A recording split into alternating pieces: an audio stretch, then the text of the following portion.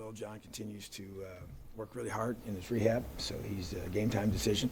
But we'll see. But bottom line is he's doing everything he can to get back. Very proud of his effort. Questions? So O'Connor's out. Is it just plugging in O'Connor? Is it as simple as that? Well, I tell you, we feel like that. In terms of the big picture of it, we've got a couple options. You know, O'Connor can play, Charlie can play there. Did that on Saturday. Also, have the option of Harry Crider moving to center. You know, and we've done that in the past. He's played there in the past, and that's another option for us as well. So those are a couple things that we've done both in practice all week long. So, but we got some guards that can interchange in there, and McKenzie will play as well if that happens to be the case, and if Hunter can't go, and we move Harry to center. If we plug Charlie in, obviously everything stays the same, and just replace Hunter with Charlie. So definitely got some options. Coach, with last week's lull there in the second quarter, and as the season goes forward, it gets more difficult as it moves along. How important is it that you see a complete effort from the offense this week for 60 minutes? Very important, and I think that goes to just growth and maturity as a team, and you just teach off of it, which we did, and then able to challenge the defense, even though they didn't succumb to the lull. Those things have happened, and it can happen. It happens at all levels. So you have to coach hard to avoid it, but at the same time, you know, getting yourself in those positions and being up 21-0 with 8 minutes going in the first quarter, you know, is the position that you want to be in. You just got to learn how to handle it with maturity and finish, and have a great focus throughout the entire game for 60 minutes.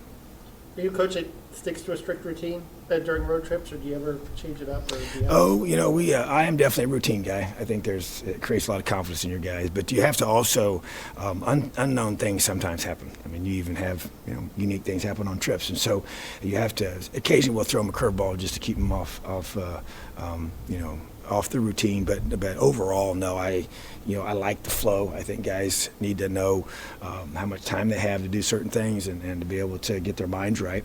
And as you progress to kickoff, we have we call it priming in our whole preparation, which is the whole week of preparation that we go through physically, mentally, to get our guys to be at peak performance by kickoff. So everything's centered around that mindset in terms of meeting length and what we do when we do it. And but yeah, overall, it's very, very consistent routine. Basically we just say, hey, we want to arrive to the hotel by a certain time, and based on the length of travel time, we may leave a little earlier or whatever based on that, but try to occasionally keep them off balance so they can adjust. Coach, going back to the second quarter lull against Rutgers, you said on the radio show that you had a bunch of notes that you brought to the Monday meeting. What were some of those notes? Well, what I did, I just basically went through, I had the exact point in time when the lull started, and then I went through each play where I felt like because there were some positive things in there, and so we still did a lot of good things as a team, but I went through and had multiple, at this minute mark in the game, on this play number, this happened. And this one of them obviously was, the interception, and then why that interception happened. Talked about the fumbled football. Talked about not finishing on certain drives. Talked about special teams where we got ourselves pinned down inside the 3-yard line. Those kinds of things and what created them. So you're just trying to go through and talk about the mental focus it takes to, because the whole point is, the essence of coaching is the correction of errors. You're trying to correct the mistakes that you make, what caused the lull. But obviously it starts in the mind. And the mindset is that there can never be any let up. You get a little bit of a lead, there's no let up. You have something positive happen, you can't let up. Something negative happen, you can't get discouraged. You can't. It's that 1-0 mindset. It's that play next play mindset that we want. So it was very specific. I had them all written down, from the game, and just right through them with our team. And to me, that's just a big part of us being able to teach a young team how to play 60 minutes of football, winning football. The defensive line, young and experienced as they've been growing all season long. Is this a benchmark with Maryland's had some quarterback issues? Pigram's probably going to go, but he's more of a runner than a thrower.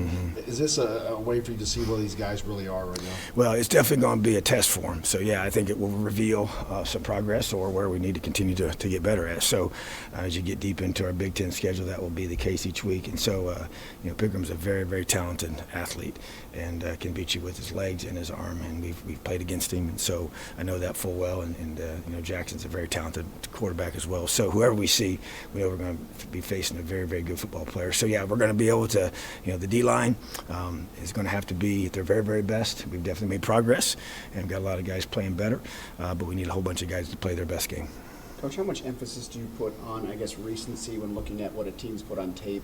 And I only ask that just because of, Maryland is scoring 70-something points a week in the first couple of weeks versus a little bit of struggles Yeah, they averaged 71 their first 2 games, which is unbelievable.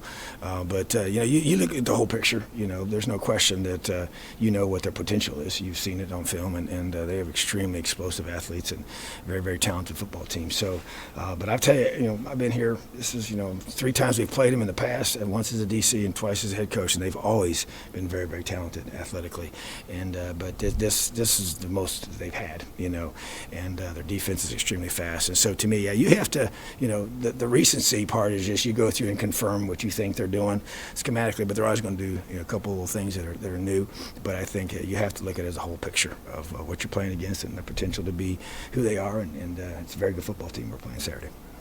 Alan Stallings is a guy who missed some spring and obviously fall. I think he had an injury right before, so he has 3 sacks in the last 4 games. Do you feel like it takes some time for a guy to kind of settle in? Is that what's happening? It absolutely takes time, and I think that he missed a lot. And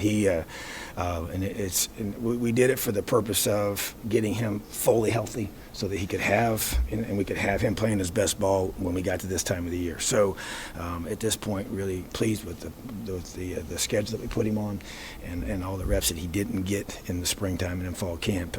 But yeah, it takes time, and to me, especially, at this level when there's such a little margin for error, and he's an effort guy. He plays extremely hard. He makes plays because of his effort and his toughness.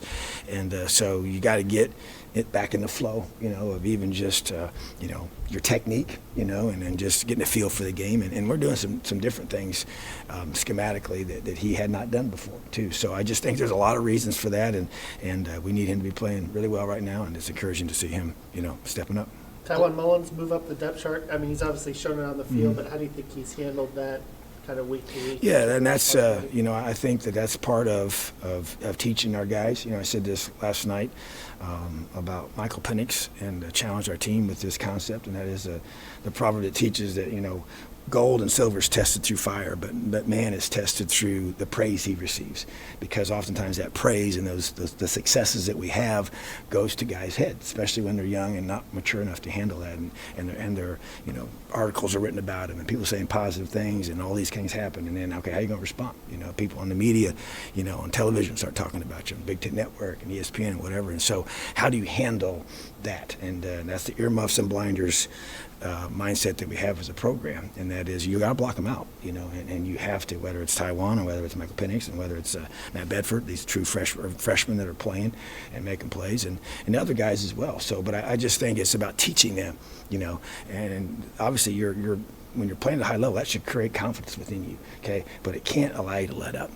It goes back to the focus you have to have during the game as well. And so to me, it's teaching young guys how to handle success, how to handle setbacks, and sometimes the success can be harder to handle than the setbacks. Setbacks, well, you just blow up and you fight, and you're just, all your competitive nature just comes out in you. But when someone tells you you're doing some great things, that can be even harder, which is why the proverb says what it says. And so I just think that's just part of our job. It's part of my job to teach these young guys how to handle it and sit them down, talk them through it. Don't just assume things.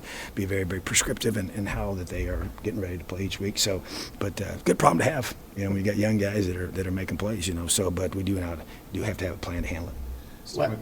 Sticking with the secondary, there are a lot of new stars in the depth chart this week. Obviously, a lot of them have been rotational this year, but what kind of made you feel comfortable to make that kind of move going on the road to Maryland? Well, I think bottom line is, as you said, there's been a lot of rotating, and sometimes we list certain guys and different guys shuffling in and out, but they all play about the same amount of reps. I know even Mike Zimba was asked last night about being listed as a starter, and he's like, well, we play about the same amount of reps regardless. And so I like the idea that the guys don't get all caught up in, hey, I got to be the starter. They're very team-oriented, and our guys are very unselfish, which is awesome. So, but at the same time, it does mean something to be named the starter, And so I feel like that, there's guys that earn that right, and guys that if we had a situation last week where a guy wasn't focused in the meeting and he lost that right to be the starter. At the last second we made that change, and so, but these young guys start making plays, then they get put in position to be listed as a starter, and they're, like I said, they may not play any more reps than they did if they're the number 2 guy in the game, but there is something that goes along with that. So I just feel like that it's performance, it's preparation, it's proven to your teammates that you've earned the right to be in that spot, and I think the guys, they recognize it. They know Tywan's a good player. And I think they started seeing that when he got here over the summer. So, but he had to prove it on the field, and that's been we've made him do that, and I just think that he'll have to keep doing it. And if he doesn't, then somebody else is going to take his place, So that's the beauty and value of having depth and having a lot of good players that can push each other. I think it was last year you talked about embracing, talking about becoming bowl eligible. This year's a little different. If you guys can come out with a win this week, you'll be one game short with 5 games left to go. Is that something you'll talk about this season, or do you just let that play out this year? Well, I will let it play itself out. Now's not the time. But when the time comes, I won't back away, because either you embrace it or you avoid it, and I will choose to embrace it.